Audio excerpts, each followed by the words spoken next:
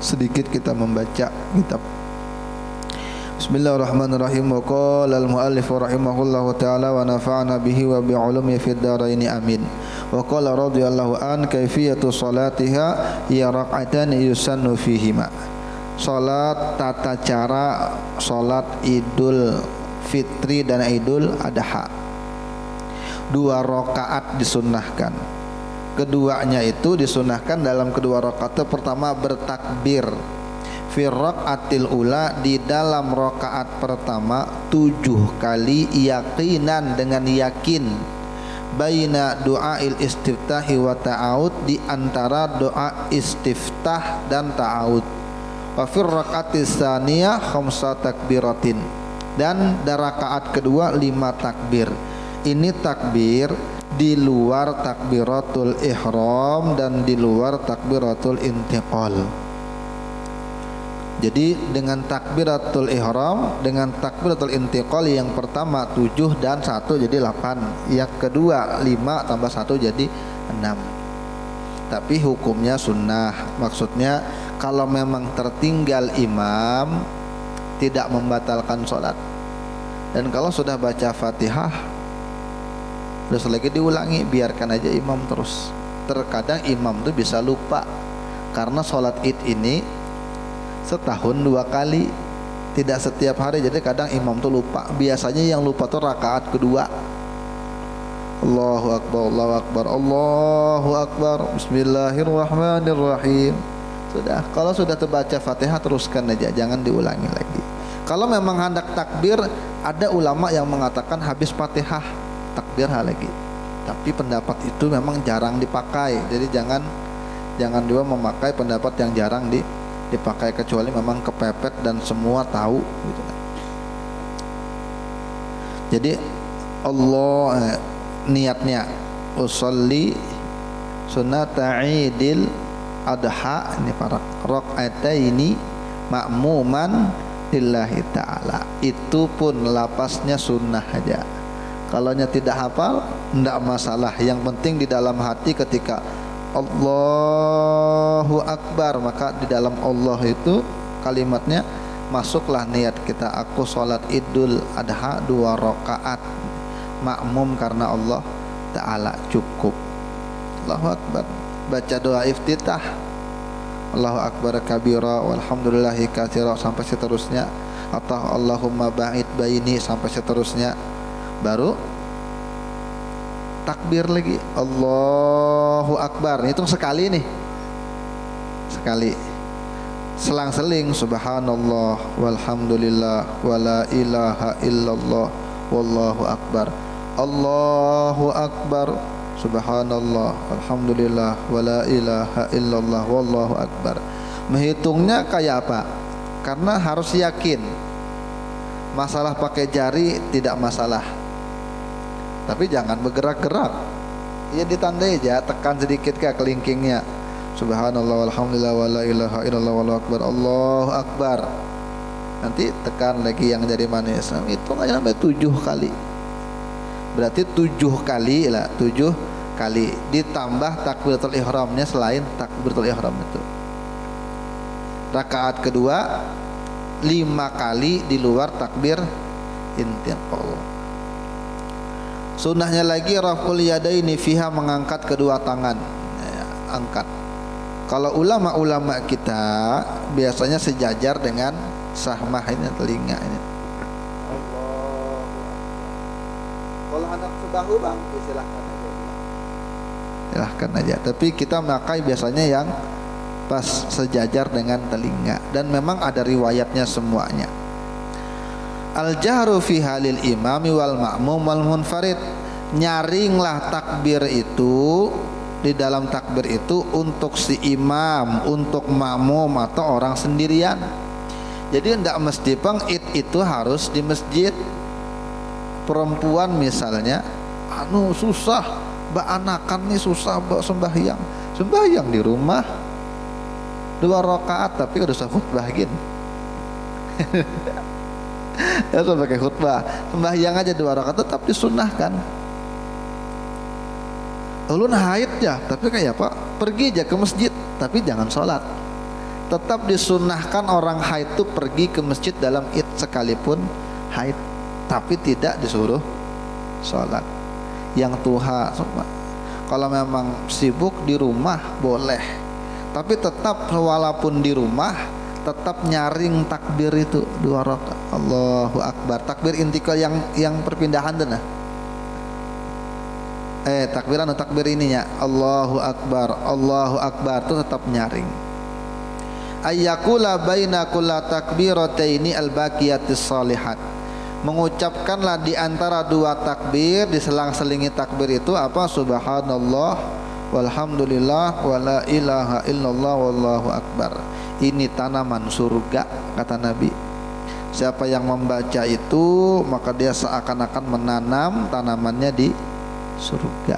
Kalau dia punya tanaman di surga berarti dia bakal memetik itu, bakal menikmati itu karena dia bertanam. Maulah orang punya kebun tapi tinggalnya di neraka, kan susah. Maka bagus diamalkan. Subhanallah walhamdulillah wala ilaha illallah wallahu akbar. Dan memang kalau kita lihatlah, banyak memang Nabi itu memberikan wirid-wirid dalam hadis, dalam Bukhari, Muslim, Abu Daud, An-Nasai, Tirmidzi, Ibnu Majah. Tapi dalam semua yang diberikan Nabi itu hampir-hampir komplit di dalam Ratibul Haddad, Ratibul Atos, Hizib Bahar. Makanya kalau kita membaca Ratibul Haddad itu misalnya, maka sekian banyak kitab-kitab hadis terangkum dalam wirid itu. Dalam kitab hadis ini Nabi pernah mengatakan siapa membaca ini begini fadilahnya. Dalam kitab hadis yang lain siapa membaca begini fadilahnya. Itu terhambur di mana-mana tapi dirangkum oleh Imam Haddad jadi satu kumpulan. Siapa yang membaca Ratibul Haddad maka banyak untungnya. Kenapa? Karena terkumpul semuanya. Termasuk nih subhanallah walhamdulillah wala ilaha illallah wallahu akbar ada juga di dalam Ratibul Haddad. Atau yang baca Ratibul Atos atau baca Hizib Bahar, pokoknya wirid itu. Kalau memang terlalu sibuk juga maka wirid jamaah di masjid itu mungkin sudah cukup rugi memang orang nang kada wirid di masjid itu. Pergi ke masjid kesibukannya ndak ada, sakit parut kada juga, cuma pengen main HP aja di rumah. Maaf, rugi. Kenapa? Karena setiap wirid yang dibaca itu punya kekhususan tersendiri. Pertama, kita habis sembahyang itu membaca istighfar, itu fadilahnya besar. Siapa yang membaca Astaghfirullah alladzi la ilaha illa huwal hayyul qayyum wa atubu ilaih, maka diampun dosa-dosanya telah lalu. Ada riwayatnya, telah kena hilaf. Nanti man qara'a ayatal kursi, siapa yang membaca ayat kursi setiap kali selesai sholat 5 waktu, lam yamna'hu min dukhulil jannati illal maut, tidak ada yang menghalangi dia masuk ke dalam surga kecuali kematian. Ayat kursi, ulama kita nyuruh. Fatihah itu adalah obat segala macam penyakit. Fatihah kita baca habis wirid. Habis itu apalagi? Habis itu kita baca 2 ayat terakhir Al-Baqarah, la amanar rasul. Siapa membaca 2 ayat terakhir dari surah Al-Baqarah tuh kata Nabi la kafa, maka Allah cukupkan. Cukup. Udah pian jangan aneh-aneh. Cukup tuh cukup apa? Ya cukup. Kalau Nabi tidak memberikan penerangan, penjelasan secara detail, maka biarkan maknanya secara umum. Cukup rezeki, cukup kebahagiaan, cukup ini, cukup Bang. Ayo, ayat 2 ayat terakhir dari Al-Baqarah itu Nabi. Lalu kita membaca subhanallah 33 kali, alhamdulillah 33 kali, Allahu akbar 33 kali. Dalam hadis yang sahih, sahabat tuh pernah bertanya dengan Nabi, mengeluh, mencurhat. Nabi jar, kalau orang-orang sugih itu sembahyang, kita sembahyang, ini sembahyang juga. Kalaunya kita jihad, orang sugih jihad juga, sama-sama kita nih ngadu sahabat yang lain. Kalau buhan-buhan yang kaya-kaya itu puasa, kita puasa, mereka puasa juga. Tapi kalau mereka sodakoh, kita tidak bisa ikut sudah. Banyak duitnya. kalah sudah kita Nabi amal. Kata Nabi, maukah kamu kasih tahu amal? Kalau kamu baca itu, kamu akan kalahkan mereka, kamu akan kalahkan orang-orang sebelum kamu dalam amal-amalnya. Kalah semuanya, ketinggalan. Kata sahabat mau.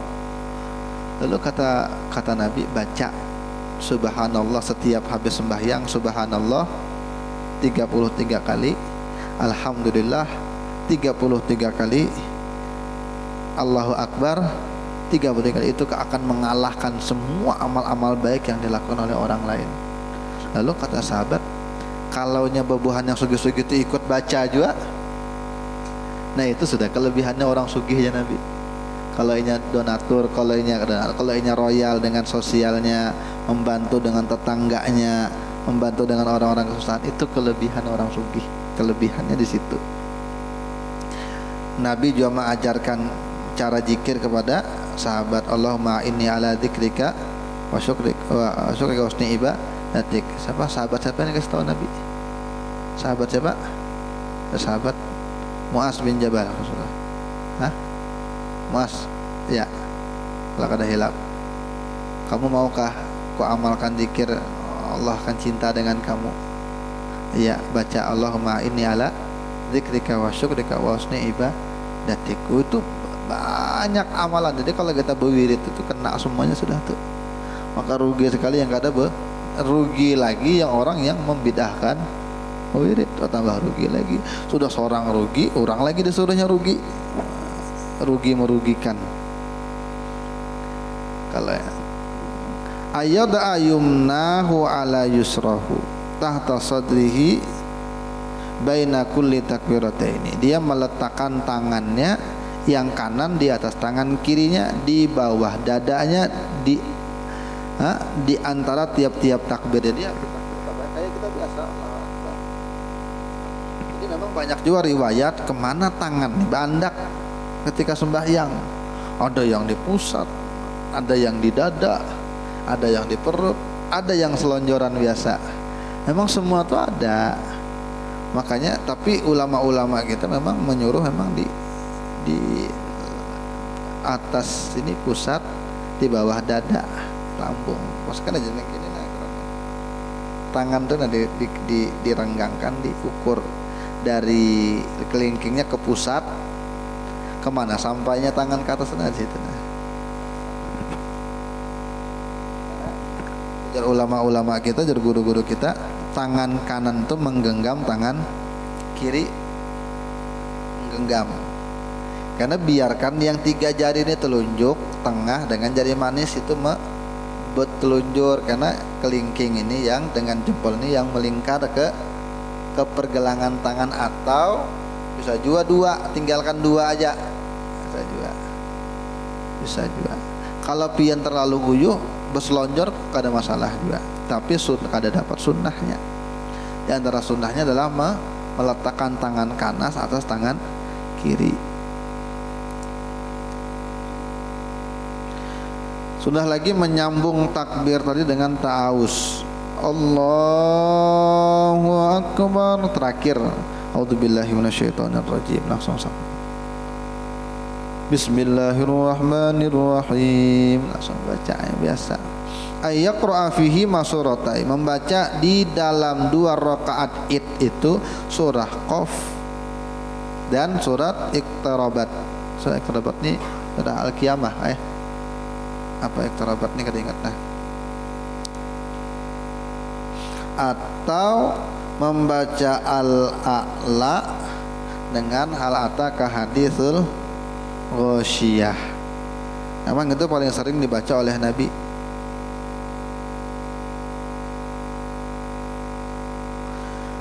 Yang pertama surah Qaf dan surah Al-Qamar itu sunnah. Tapi kan tidak semua imam tuh hafal surah itu. Ya, kalau hafal gin salah, nggak ada yang negurkan di belakang. Dan kayaknya ya lihat-lihat juga jamaah kita. Sunnah atau membaca ala-ala dengan al-ghasyiyah. Sunnah khutbah, sunnah. Disunnahkan apabila sholat itu berjamaah, tapi kalau sendirian tidak disunnahkan. Berkhutbah setelahnya itu 2 rakaat. Jadi terbalik dengan Jumat. Kalau Jumat kan khutbah dulu, baru salat. Kalau id salat dulu baru khutbah. Jangan bulikan. Sebagian orang tuh bulikan, sudah jauh salat jar. Ini masih rangkaian id, jangan bulik, rugi lah. Sama seperti Jumat dalam rukunnya, dalam sunnahnya, tapi tidak dalam syaratnya seperti berdiri, ya. Tidak harus berdiri. Wasatri wa taharati wal julusi bainahuma wa idza shalla munfaridin fala yakhutub. Tapi kalau dia salat sendirian dia tidak berkhutbah. Jadi sama rukun-rukunnya, berdiri itu rukunannya, yang bagi yang wajib, bagi yang bisa mampu, nutup aurat, bersuci, semua sama. La fi syurut, tapi tidak dalam surut.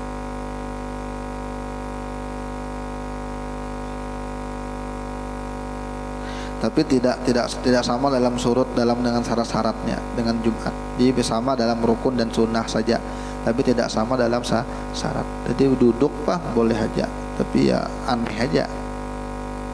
Kemudian lagi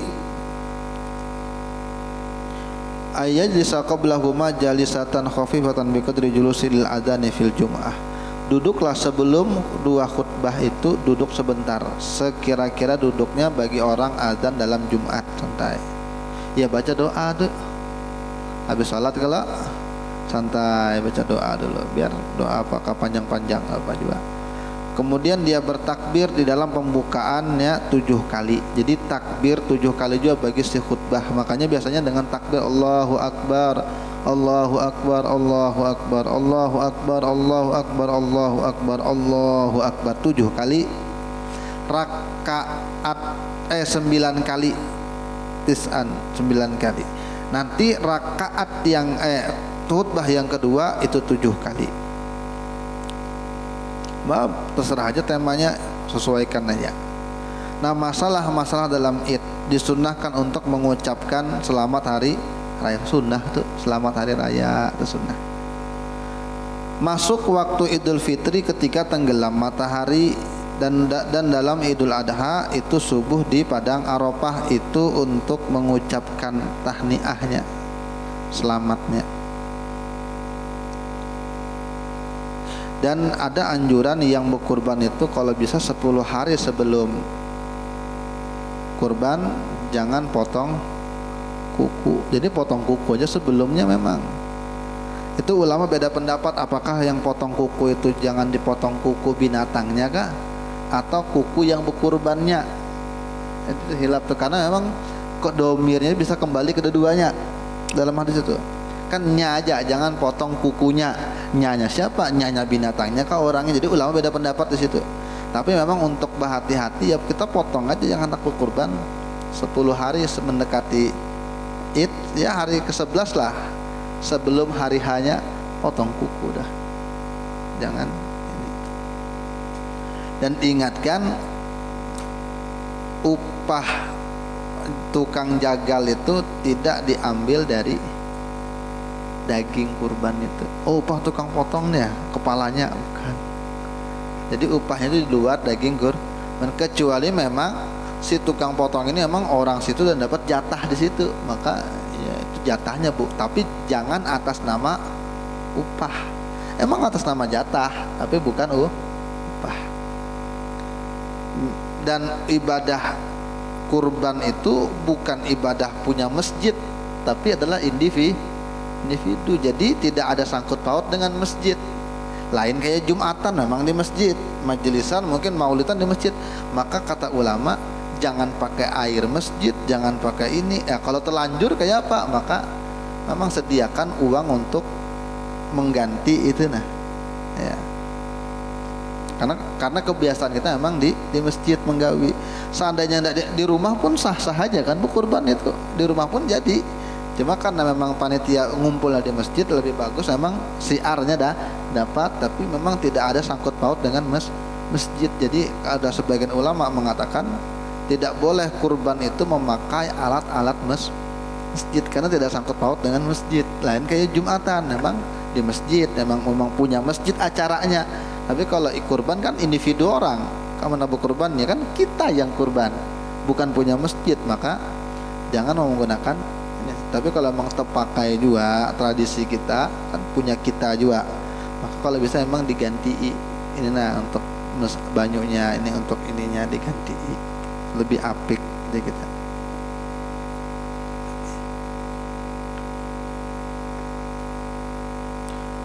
Boleh kajar satu sekolahan bersumbangan duit lalu berkurban, orangnya banyak, maka kalau sapi itu cuma 7 orang paling full, tidak boleh lebih dari 7 orang.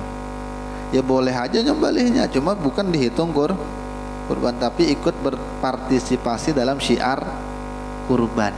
Nah itu nih, membersamai orang baik itu baik, cuma dia dapat pahala sedekah, tapi bukan hitung kurban. Siapa yang mau berkorban? Orang satu sekolahan anak-anaknya dikumpulkan, satu orang ada yang 10.000, ada 20.000, itu kumpullah satu sapi satu sekolahan dari kelas 1 sampai kelas 6. Boleh aja ikut berpartisipasi mengucurkan darah di hari Id, tapi untuk siapa yang berkorban tidak masuk, hitungnya sedekah, tapi ikutnya siarnya dapat dia. Melatih juga kanakan ya.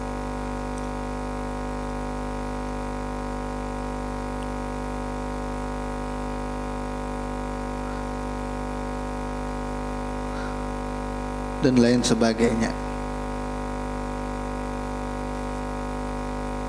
Sunahkan juga bertakbiran. Nah kalau bertakbiran ini kalaunya Idul Adha maka sampai selesai hari tasyrik. Boleh aja kita tuh sebenarnya menyembelih hari ketiga, cuma khilaf ulama, ada ulama yang membolehkan hanya sampai hari tasyrik kedua. Jadi Id besoknya cukup sampai situ aja. Walaupun masih ada yang membolehkan lagi sampai hari ketiga, tasyrik ketiga. Tapi ada ulama yang mengatakan kada boleh. Jadi lebih hati-hati, jangan sampai berkurban itu lewat dari tanggal 12, jangan sampai tanggal 13. Sekalipun dalam Syafi'iyah boleh 11, 12, 13. Tapi ulama lain mazhab Malik kalau kada salah sampai 12 saja. Kalau memang hendak pakai pendapat yang longgar sampai sebulanan juga ada boleh. Tapi kan itu pendapat yang longgar. Kita berhati-hati. Adakah ketakutan masalah kurban?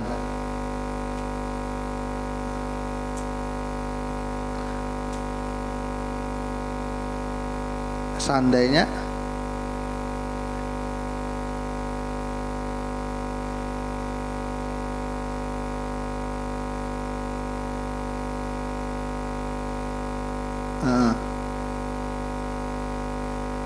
baru ada rezeki, tidak masalah. Cuma dalam mazhab kita itu tidak termasuk kurban. Dalam mazhab 4 tidak termasuk kurban karena pendapat itu di luar mazhab 4. Makanya kalau hendak berkurban memang harus di hari tasyrik gitu, atau hari idnya itu 11, 12, 13. Hari 10 kalau hari itu boleh sampai hari tasyrik, tapi tidak boleh lebih dari itu dalam mazhab kita. Tapi lebih bagus lagi memang hari Id 11 dan 12 itu yang terbaik.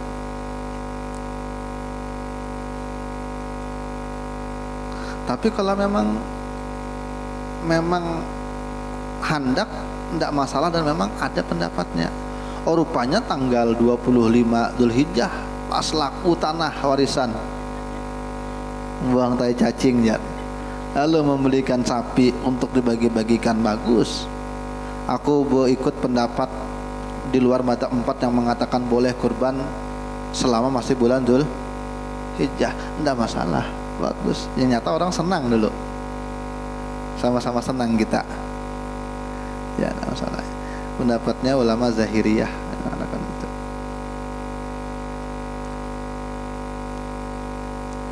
Ada lagi lah pertanyaan seputar kurban, seputar hari raya. Kalau kata dia kita akhiri.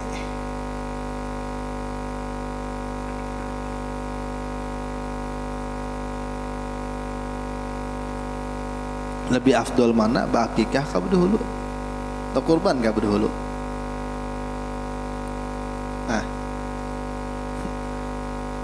Lihat waktunya. Anak kecil itu disunnahkan diakikahi. Tapi kalau orang tuanya tidak mampu, kemudian anak ini sudah akil balik, maka sudah gugur kewajiban orang tua. Jadi sudah gugur kewajiban orang tuanya. Tapi kalau mau mengakikahi, bisa, boleh dapat pahalanya insyaallah.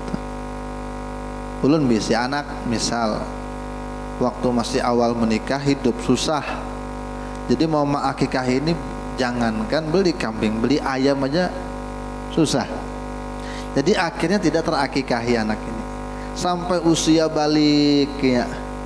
Maka kewajiban orang tua sudah lepas. Lalu tiba hari raya, akikah kah duluan, mumpung ada duit nih, atau kurban duluan? Karena kurban itu sunnah muakkad, sedangkan dia tadi kewajiban sudah lepas. Tapi seandainya masih belum balik, masih kecil, masih setahun 2 tahun, maka tetap dikatakan kurban duluan. Karena sudah lewat masa kesunahan yang kuat. Masa kesunahan yang kuat itu adalah 7 sampai 14 hari ini anak lahir. Tapi ada ulama yang mengatakan cukup aja dah. Ini niat akikah di situ dengan kurban langsung jadi dua-duanya boleh. Tapi itu pendapat ujar guru kami kalau memang orangnya kada berduit. Duit ndak banyak. Kalau akikah ndak bisa kurban, kalau kurban ndak bisa akikah. Maka pendapat Imam Ramli kalau kada hilaf mengatakan boleh sah dua-duanya dengan dua niat. Satu aja kambing.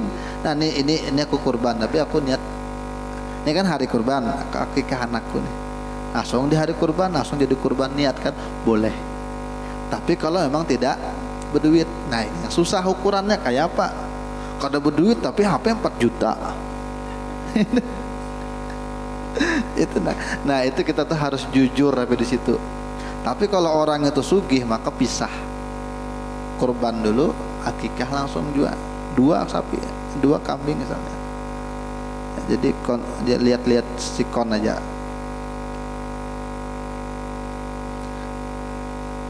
Berapa banyaknya orang yang berkurban boleh menerima dagingnya sendiri? Kalau di masjid kita kan biasanya bertukaran. Nah itu bagusnya tuh.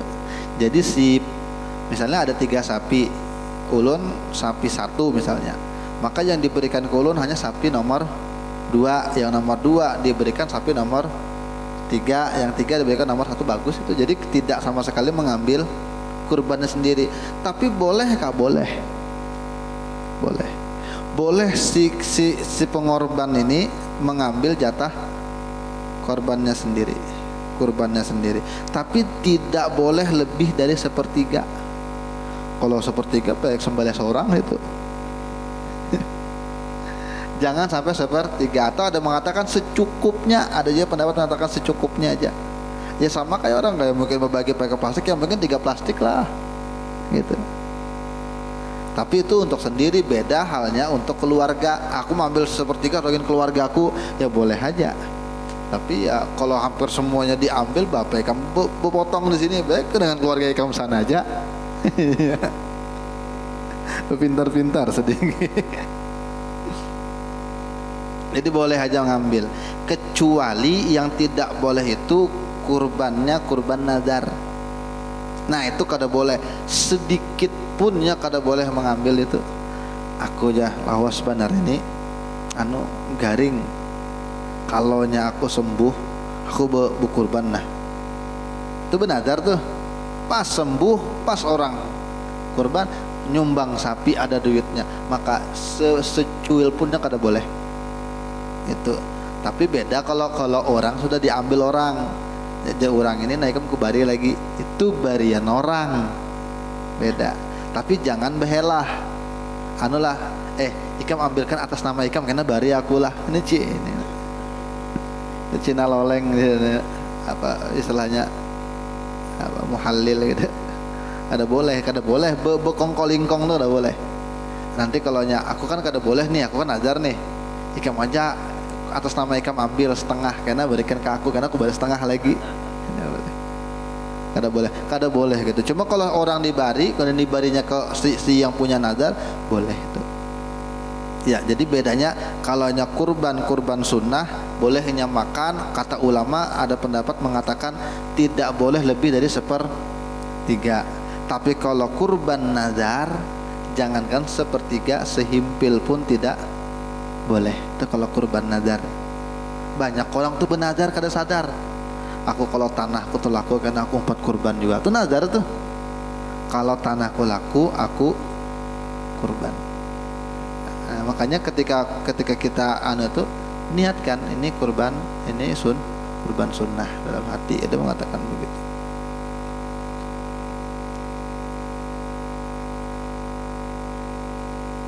Ada lagi apa kira-kira nih yang masalah sering terjadi, masalah kurban ini?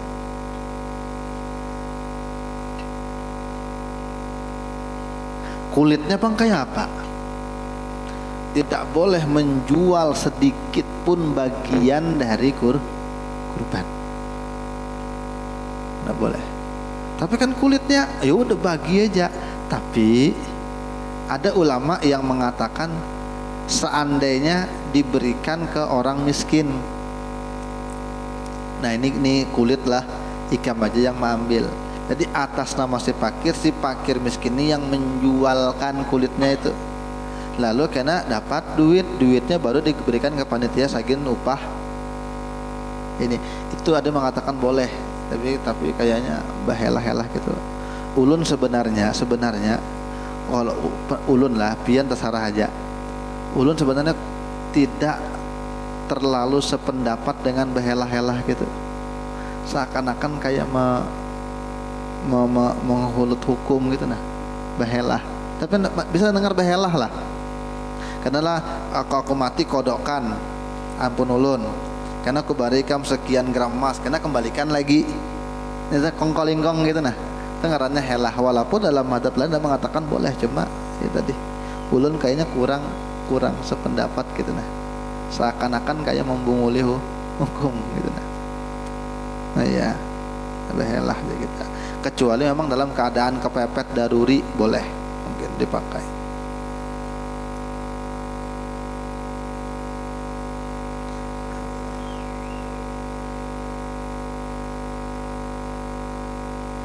Boleh atas nama kurban, boleh atas nama kurban orang lain boleh. Sayyidina Ali itu kalau berkurban kadang double, lalu dikatakan ini untukku dan ini untuk Rasulullah. Rasulullah sudah wafat dalam hadis itu. Lalu kata sahabat yang lain, kok bisa begitu? Kata Sayyidina Ali, aku tidak mungkin melakukan kecuali kekasihku melakukan juga. Berarti Nabi pernah melakukan. Di antaranya adalah Nabi itu pernah berkurban atas nama umat Nabi. Ini untuk umatku yang kada mampu. Tapi jangan sudah juga Nabi mana. Jangan. Ini memang ya orang yang memang tidak sama sekali ada kemampuan untuk kurban, maka Nabi itu rahmat. Jadi anak kecil bolehkah? Boleh aja. Mengkorban atas itu kan jatuhnya berkorban atas nama orang lain. Aku mengorbankan ya untuk si fulan, boleh aja, boleh.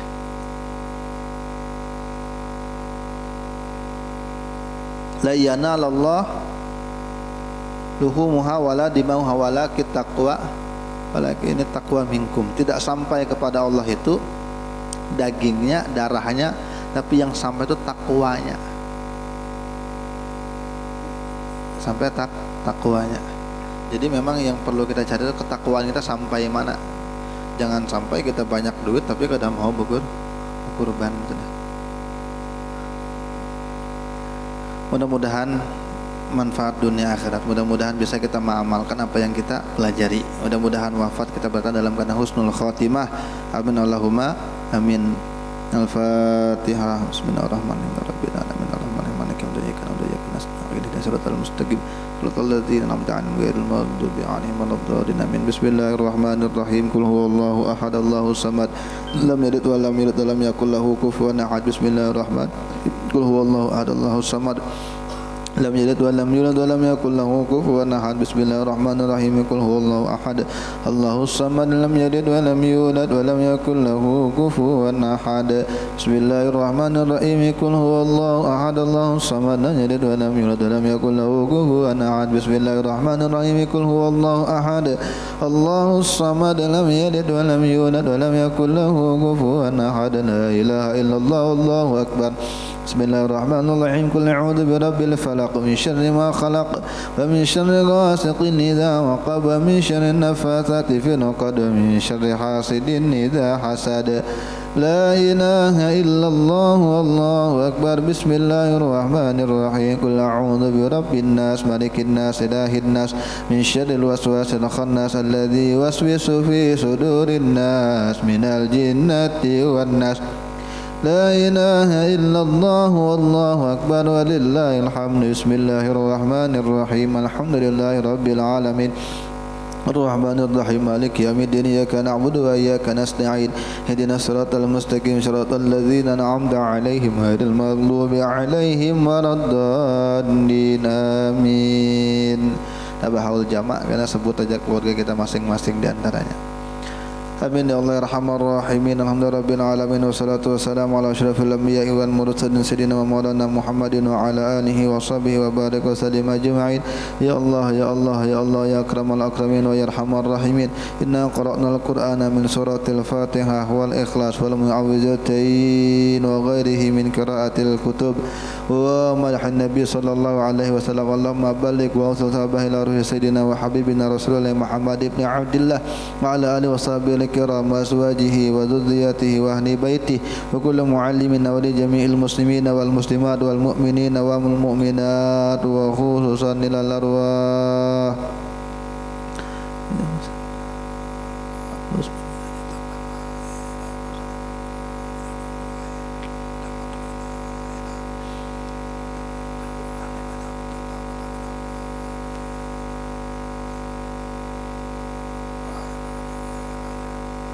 اللهم اغفر لهم وارحمهم وعافهم واعف عنهم. اللهم اغفر لهم وارحمهم وعافهم واعف عنهم. اللهم اغفر لهم وارحمهم وعافهم واعف عنهم. اللهم اجعل قبورهم روضة من رياض الجنان ولا تجعل قبورهم حفرة من حفر النيران. اللهم إن كانوا من المحسنين فزد في سنة، وإن كانوا من المسيئين وتجاوز عن سيئاتهم. اللهم أنزل الرحمة والنعمة والمغفرة والشفاعة على أرواح جاي نبينا المصطفى صلى الله عليه وسلم. ربنا تقبل منا إنك أنت السميع العليم وتب علينا إنك أنت التواب الرحيم. ربنا آتنا في الدنيا حسنة وفي الآخرة حسنة وقنا عذاب النار. وصلى الله على سيدنا محمد وعلى آله وصحبه وسلم. الحمد لله رب العالمين. سبحانك اللهم وبحمدك أشهد أن لا إله إلا أنت أستغفرك وأتوب إليك. Taqabbalallahu minkum. Ada undangan untuk umum haul Syekh Muhammad Saman Al-Madani bersama guru Kiai Haji Muhammad Zafaruddin atau Guru Udin. Malam Jumat ini berartilah 30 Juni. Malam Jumat yang akan datang ini di kediaman Bapak Haji Ahmad Jamawi atau Pak RT kita di muka. Jadi seberataan diundang haul Syekh Saman dengan guru, dihadiri dan dipimpin oleh Guru Udin di tempat Pak RT malam Jumat tanggal 30 Juni. Tanggal 2 Dzulhijjah masuk ke Dzulhijjah.